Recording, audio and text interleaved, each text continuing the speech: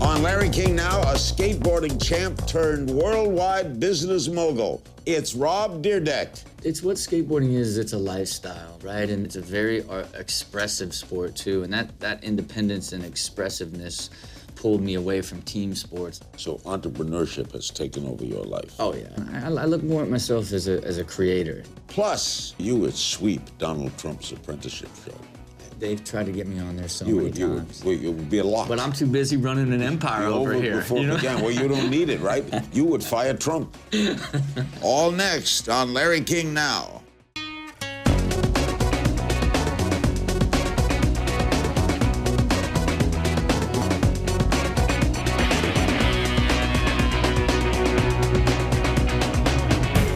Welcome to Larry King Now. Rob Dyrdek, professional skateboarder turned entrepreneur, producer, actor, TV star. He created Street League Skateboarding, an international competitive skateboarding series. He's known for his MTV TV shows, Rob and Big, Rob Dyrdek's Fantasy Factory, and Ridiculousness. Ridiculousness, if I can say it, airs Thursdays at 10 p.m. on MTV, while Rob Dyrdek's Fantasy Factory is in its final season. That airs Thursdays at 11, also on MTV. We'll get to skateboarding in a while. When did you become this industry?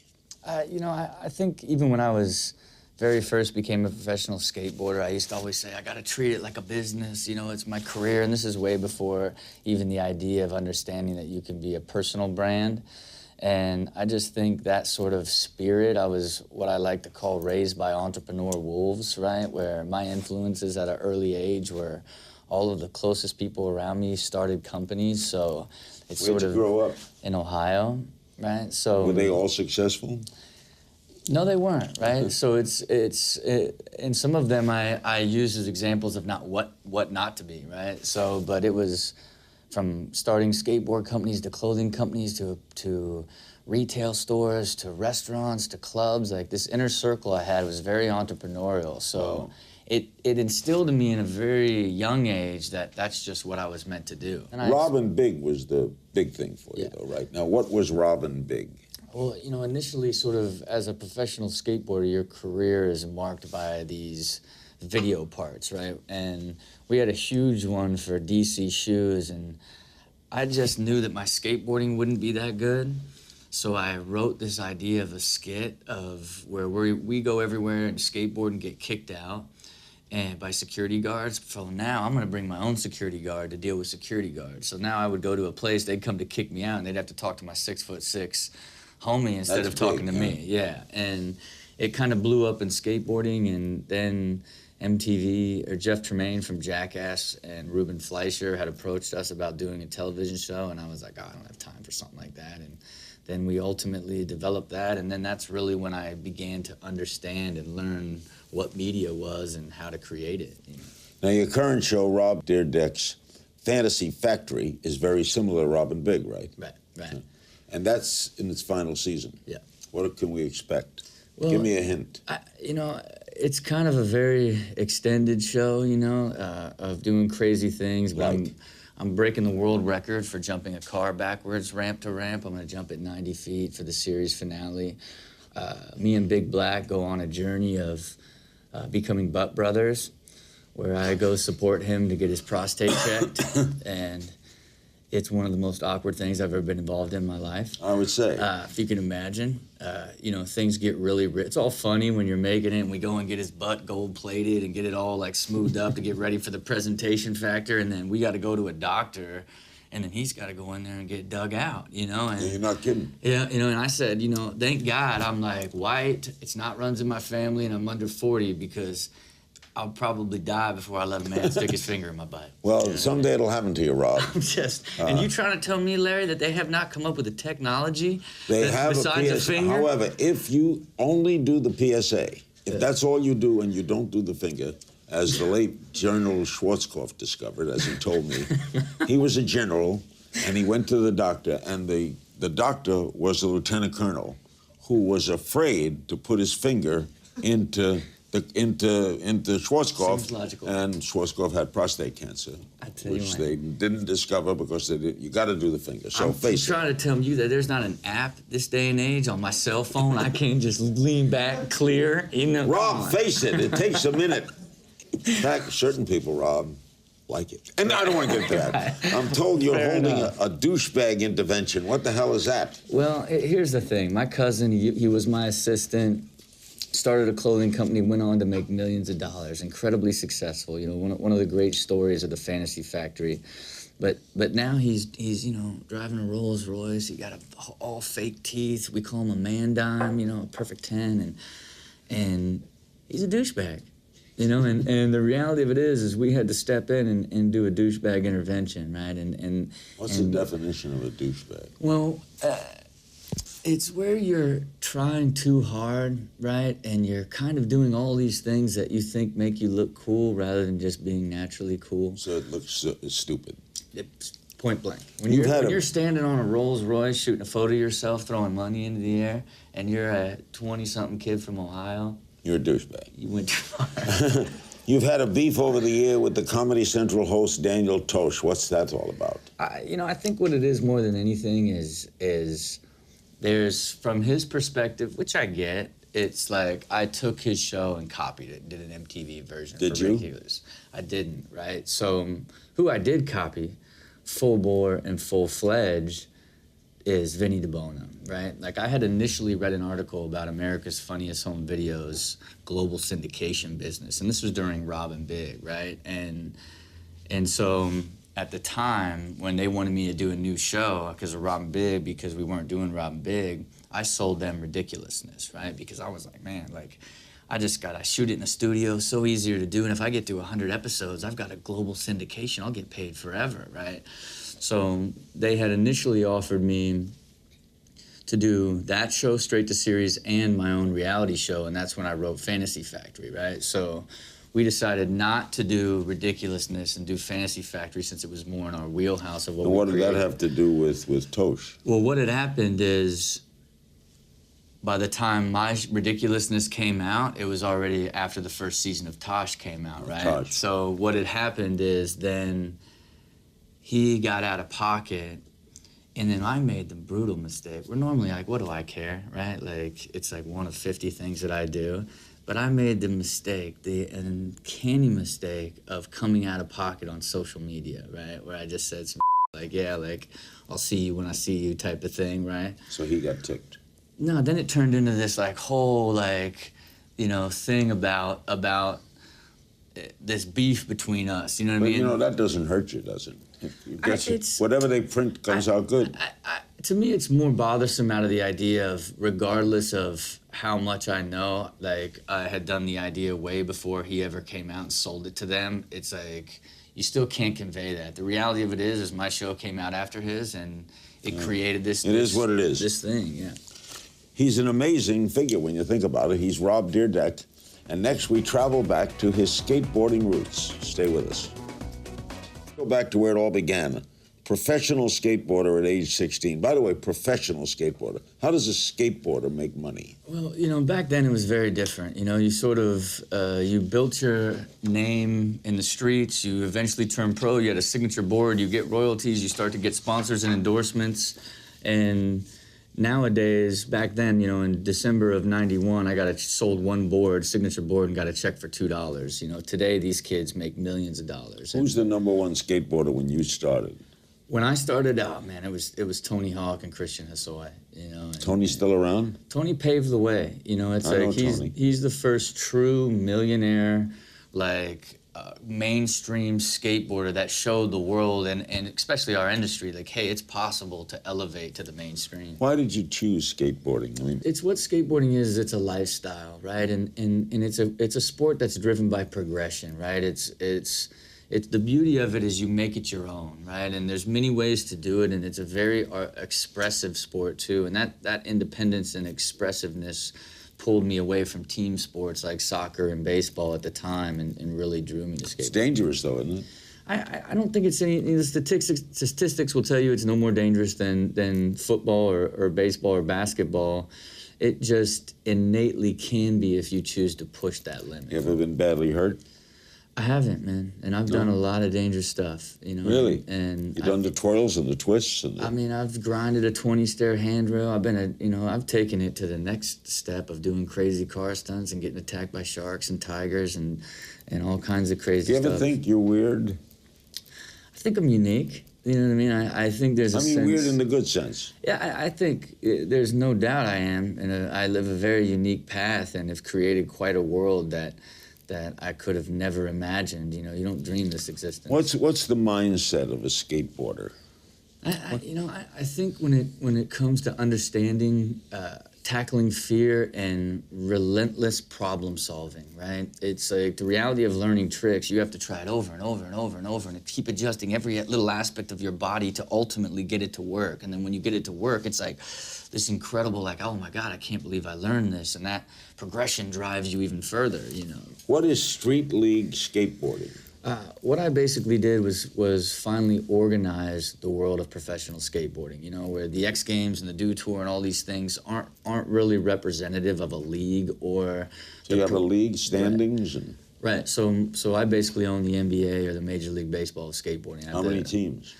It's more like golf or tennis, right? Where I've signed, it's individuals. I've signed the 20 best guys in the world exclusively to my league. And where is the competition held? We held them in arenas throughout the world. Last year we did a global tour with ESPN and Nike as our title sponsor. And you have judges? Right, so I created a unique judging system and a new scoring format that basically it makes it easy for anyone to follow, and it's a format much like what happened with poker when they finally started showing the whole cards. It became easy to understand and learn, or when they organized the UFC into weight classes and stuff like that. That's what I've done for skateboarding to allow it to elevate into a sports entertainment property. Are you now a skateboarder who's an entrepreneur, or are you an entrepreneur who skateboards? I'm an entrepreneur who skateboards, yeah. So entrepreneurship has taken over your life. Oh yeah, I mean it's on every last level, and I look more at myself as a creator. You know what I mean? If you never skateboarded again, you'd be fine? Oh yeah, I mean I don't even skateboard. I could have stopped skating 10 years ago and been fine. You know what I mean? Even sort of the business that I created before I ever got into TV or any of that, I was long. So fine. What do you love?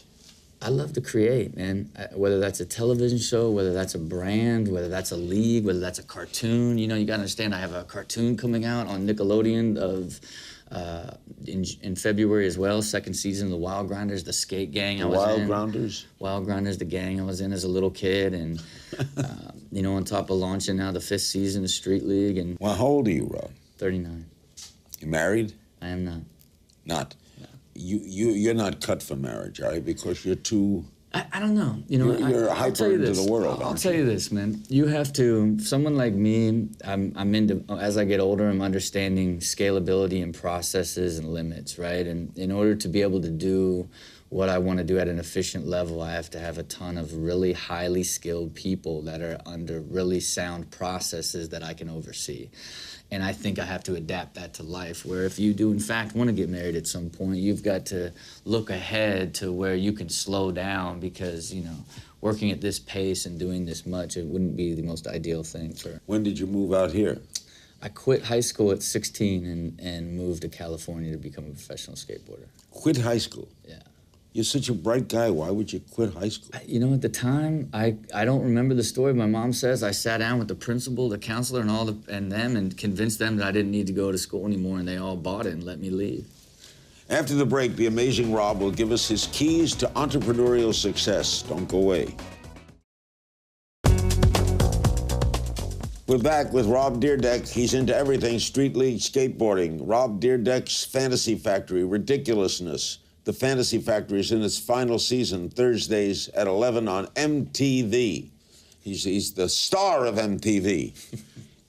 You have to have fun in all your ventures, too? Is that part of this? I think so. It's not just solid business, right? Yeah, I mean, it's never solid business, but I just enjoy seeing stuff come alive in the process of creating and watching other talented people get the help to get focused, to realize their potential, you know. Does money drive you? Money doesn't drive me, you know. It's it's because you got to understand, all money will ever do is give me more balance and more security to do more, right? There's a peacefulness, and I'm sure you understand this, of not necessarily needing to ever think about that aspect of your life anymore and focus on what you love to do is a blessing, you know. You know, you would sweep Donald Trump's apprenticeship show. They've tried to get me on there so many times. It would be a lot. But I'm too busy running an empire over here. Before it began. Well, you don't need it, right? You would fire Trump. Do you have an entrepreneur's hero? Is there someone in the world of entrepreneurship? I'll tell you what, there's a lot of people I look up to. I think, you know, one of the people that I really respect and love is Lorenzo Fertitta who owns the UFC, and just how there's this air of transparency, right? It's like the great entrepreneurs that I love the most is like they'll be honest about everything, and they'll tell you exactly how it is, good or bad, and will just put a stake in the ground on an opinion but not drive it home. And it's like, that's the stuff I respect the most. How do you stay humble?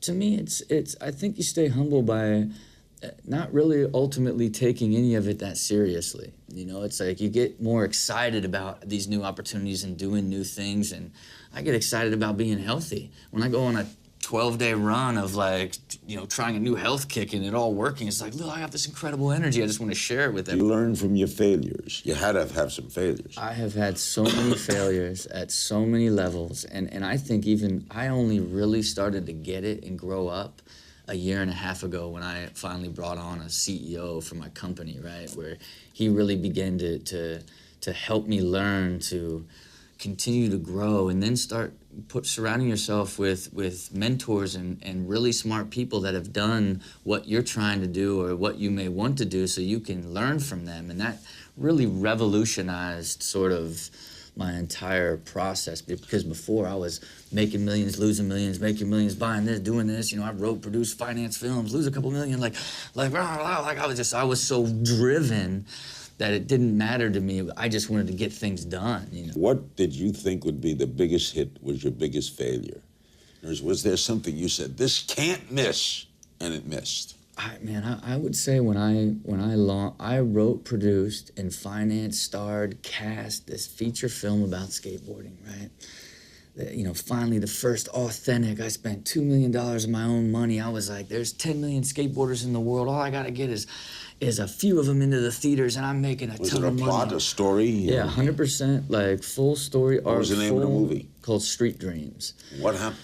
And then I put up all my own money because everyone in Hollywood said, nah, there's not a market for this. All right, fine, I'm gonna do it myself then, right? So then I go out and they would only offer me DVD distribution deals, right? I made it rated R. They're like, it's rated, a skateboard film made as rated R. No one's gonna put this in theaters. So then I said, okay, I'm putting it in theaters myself. So then I four-walled it, put it in 40 theaters, went on this like massive marketing campaign, multi-platform, let's go. And I got a check, I think, last week for $2.30, right? And it's the first time I got a single dollar towards that $2 million. And I was like to my finance guys, I'm like, oh, this is incredible. And they're like, it's what? It's a $2 check. I'm like, yeah, but we're finally we're at least took a shot at it after like 5 years. We took $2 off. Yeah, like, so I've had some big ones even recently. You know, I grew up where the skateboard company that I turned pro for was from Dayton, Ohio. And 20 years after they started, they sold to Burton snowboards, and they were having a lot of trouble, and I went out and bought that thing because I was like the kid from Ohio. 20 years later, comes around and buys the company. And I got slapped across the face in reality of like emotionally purchasing a company and being faced with the hornet's nest on the inside of trying to turn it around and evolve people that have been doing something for 20 years. It's a brutal lesson that I've learned this year that I will never face again. How many Americans skateboard? According to the latest poll that I saw, it was 6.3. So it's been as many as 10 million. I think it fluctuates. I think that's one of the big movements from the sustainability side, why I've built so many skate parks all over the world and continue to be one of my major movements is building places for kids to skate and standardizing it. Is the number one injury Brain fall? No? None. It's almost non-existent in the entire thing. It's. I would say it's probably 10 times in football that it was in skateboarding. Really? Yeah. Wow. Rob, what a guest. Rob Dyrdek. When we return, Rob will take your questions and we'll play a game of If You Only Knew. Don't go away. We're back with Rob Dyrdek. Don't forget, Ridiculousness airs Thursdays, 10 p.m. on MTV, and Rob Dyrdek's Fantasy Factory is in its final season, airing Thursdays at 11 p.m., also on MTV. Some social media questions for you. AEMs on Instagram asks, when was the first time you knew skateboarding was your passion? I think the moment I saw my sister's boyfriend with 4 bandanas on his right leg, 4 on the left, 4 on his right arm and left arm, and spike belt across his chest, and he skateboarded, it was for me. How old were you? 11 years old. Cheryl Lee Gravitt on Facebook wants to know, did you ever get scared doing a trick? I have. You know, I've done a lot of dangerous tricks, and you got to have a lot of pressure on you and fight. You got to basically, what I call, you know, break the fear threshold to even attempt it, you know. What was the best trick you ever saw? Witnessed, I went to China and watched a friend of mine, Danny Wei, who's one of the greatest skateboarders of all time, jump the Great Wall of China. I thought that was pretty amazing. Come on. Yeah, it's incredible. How? Like giant ramp, like literally like a 90-foot tall ramp that goes to like a 80-foot gap, and he just over the Great Wall of China. It was amazing. What was his funeral like? I'll tell you what, that guy is like Superman. His story has yet to be told the right way. At Rodney McCarthy asked via Twitter, what's the worst prank you ever pulled on, and who was it on? I'll tell you, the worst thing I ever did is I fake got arrested for April Fool's Day to my mom. And I told them when I was in the... Why would you do that? I thought it'd be cute, and I said, if she starts getting upset, get me out of the car. So she is bawling, and I'm like, get me out of the car. I'm screaming to get me out of the car. She's like, no. And I had, Mom, I am so sorry. You're a wild guy, Rob. Okay, this is a good question. As Sam Flaps on Twitter, how important is a good skateboard? I think it's really important depending on your level. If you want to evolve and really become, be able to do a lot of tricks and take it to a second tier, I'd equate it to like you could play golf with any golf clubs, you could go rent clubs. Skateboarding's the same way, but if you really want to evolve your game, if you will, you have to buy What does a great one cost? $120 That's max. all? Yeah. Ken Dawson via Twitter wants to know, do you plan to have kids, and will they follow in your footsteps? You know, I've had this theory of like maybe I'll impregnate like 5 different girls at the same time of all different races and have like a small army. So that would And be then fun. promote it, point it into a show somewhere. I wouldn't point it in the show. Rob's Family. Maybe. We play a little game here, If You Only Knew. You remember the first girl you kissed? I don't remember her name, but I remember her, yes. It was in Ohio, I guess. Oh, yeah. How old were you, Rob? Well, now that I think about it, I can't think. I want to say I was probably in the 5th grade up on the hill behind the school, just locking in, you know. Locking in. What was the worst skateboarding injury you ever had? I got a bone spur in my ankle and had to have surgery on my ankle to get it removed. That's it? That's it. City with the best skate parks. City with the best skate parks, hands down, nowhere in the world even compares because we created a straight movement as the city of Los Angeles. Like 5 years ago, there was 0. Today, there's probably 30. Biggest misconception about L.A.? That everyone's fake and phony. You know, Yeah, I love LA. It's like the reality of there's fake and phony people everywhere in the world. I don't Dayton, gravitate. Ohio, too. Yeah. Craziest proposed task from a fan. Man, I had a fan tattoo. I had this article in the Wall Street Journal about someone buying my car on eBay, and she got the Wall Street Journal. They do that real nice etch of your face. She got it tattooed on her, and then asked me to sign it so she could tattoo my signature on it. I said, absolutely not. Like, no more tattoos. Like, this is ridiculous. And then a year later, I saw her again in another autograph signing, and she took the signature I did on the poster and just had it done on her body. You run into weird people, right? I live a weird life. Biggest accomplishment? I don't feel like any one thing is any bigger than the other. I think evolving and learning to to learn that you need to constantly evolve and grow is my biggest accomplishment, and settling in is it. Most overrated part about being famous? Man, I don't, that... There's nothing bad. Yeah. A backup name for the Fantasy Factory. I would say the business launcher. Biggest regret? Man, I don't necessarily, I've got a really bad memory, so I don't remember regret that much. That's kind of the gift and the curse. I may not remember your name, but I certainly don't remember if we had a problem. Proudest moment? I think one of the proudest moments is when I finally stood in that arena after 6 years of trying to get this league off the ground and seeing this urban concrete plaza in the middle of the arena with 10,000 people, and it was a pretty remarkable feeling. What do you worry about? What keeps you up at night? I think, you know, for the most part, not much, man. And I think, you know, I go through pockets of worry of people that I work with and certain situations, but there's no grand thing that locks me up. How many people work for you?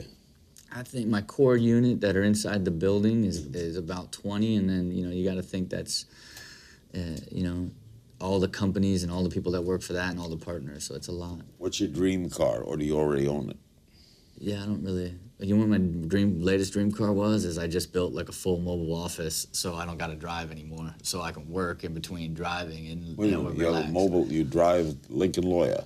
You drive around? Yeah, well, no, so I have a full-time driver, and then I got what I like to call the street jet, right? So I have like full TVs and satellites and all my computers and everything set up so I can do meetings in between, so I don't have to deal. If I'm in traffic for 4 hours, I'm not pulling my hair out in my Ferrari. I'm in my street jet working. You're an amazing man, Rob. Appreciate it, Larry. Appreciate it. Special thanks to my guests, Rob Dyrdek. They don't come any better. His shows, Ridiculousness and Rob Dyrdek's Fantasy Factory, airs Thursdays at 10 and 11 p.m. on MTV. And don't forget to follow me on Twitter at King's Things. I'll see you next time. Zoom.